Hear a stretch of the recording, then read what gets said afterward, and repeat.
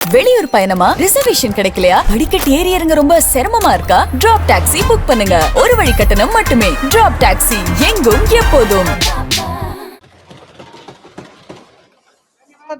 आदरणीय अध्यक्ष महोदय जी, मैं नियम 72(1) के तहत इस विधेयक को पुनर्स्थापित करने पर अपनी सख्त आपत्ति दर्ज करना चाहती हूं।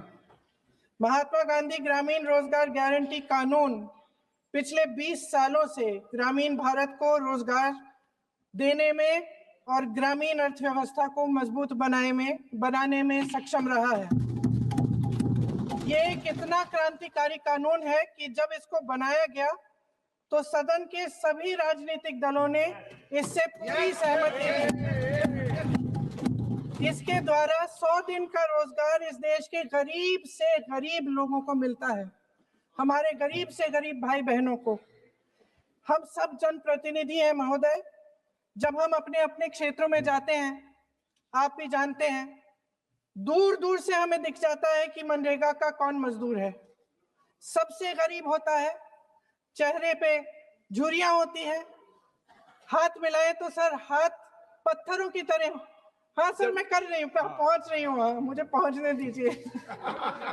एक मिनट लूंगी, मुझे पहुंचने दीजिए।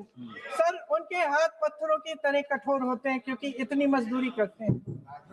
तो सर, मेरा जो इस बिल पर ऑब्जेक्शन है, सर ये जो कानून है इसके तहत हमारे गरीब भाई बहनों को जो रोजगार की कानूनी गारंटी मिलती है, जो अधिकार मिलता है, वह इस योजना में मांग के आधार पर संचालित होता है। मतलब जहां जहां रोजगार की मांग है वहां इस योजना द्वारा 100 दिनों का रोजगार अनिवार्य है, देना अनिवार्य है। इसके साथ साथ केंद्र से इसके लिए जो पूंजी जाती है वो भी मांग पर आधारित होती है।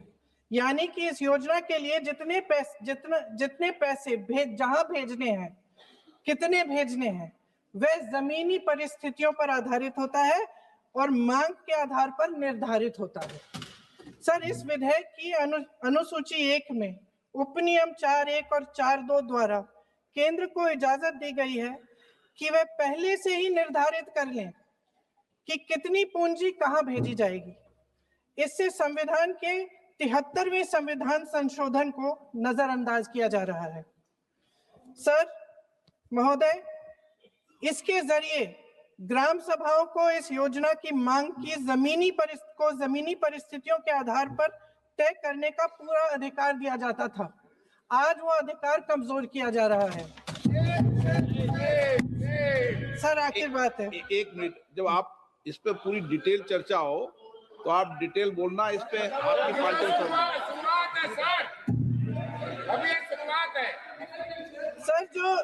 सर जो हमारे संविधान की जो मूल भावना है कि हर एक व्यक्ति के हाथों में शक्ति होनी चाहिए, वही मूल भावना पंचायती राज में है और उस मूल भावना के विरोध है ये जो अधिनियम जो ये विधेयक आ रहा है। सर, इस विधेयक के जो प्रबंधन है जिससे रोजगार का जो अधिकार है, कानूनी अधिकार है, वो कमजोर हो रहा है,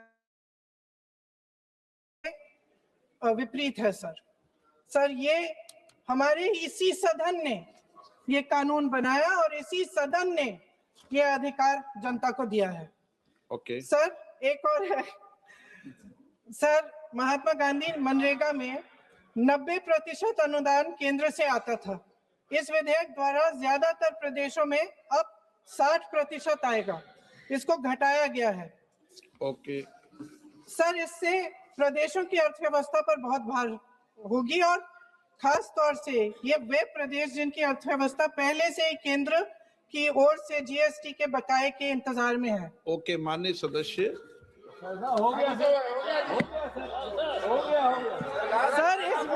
सर, इस विधेयक द्वारा केंद्र का नियंत्रण बढ़ाया जा रहा है और जिम्मेदारी घटाई जा रही है। सर, जो 100 दिन का अधिकार आपने 125 करने की बात की है, लेकिन इसमें वेतन की बढ़ोतरी, आपकी जो मजदूरी की बढ़ोतरी है, इसकी कोई बात नहीं है। माननीय सदस्यों, सर ये सही बात है कि अभी तक जो बकाया है वो ही पूरा नहीं हुआ है। माननीय सदस्य गणों, मैं आपसे सर आग्रह आखिरी बात यह है सर कि हर योजना का नाम बदलने की जो सनक है ये समझ में नहीं आती है।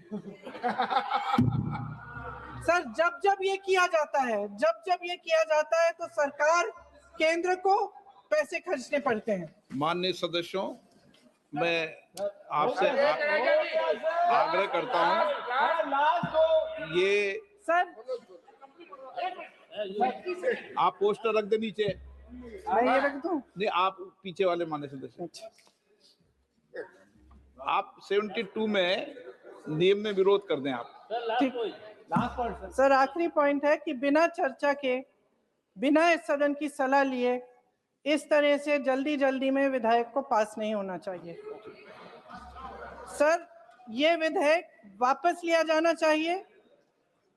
इसके बदले में सरकार को एक नया विधेयक पेश करना चाहिए। खत्म करूं? महात्मा गांधी जी मेरे परिवार के नहीं थे, लेकिन मेरे परिवार जैसे ही हैं और इस पूरे देश की यही भावना है सर। सर इस पूरे देश की यही भावना है। माननीय सर आखिरी बात यह है कि गहन जांच पड़ताल और व्यापक चर्चा के लिए इसे कम से कम स्थायी समिति के पास भेजा जाना चाहिए और कोई विधायक किसी की निजी महत्वाकांक्षा, सनक और पूर्वाग्रहों के आधार पर न तो पेश होना चाहिए और न ही पास होना चाहिए। धन्यवाद। माननीय सदस्यगण,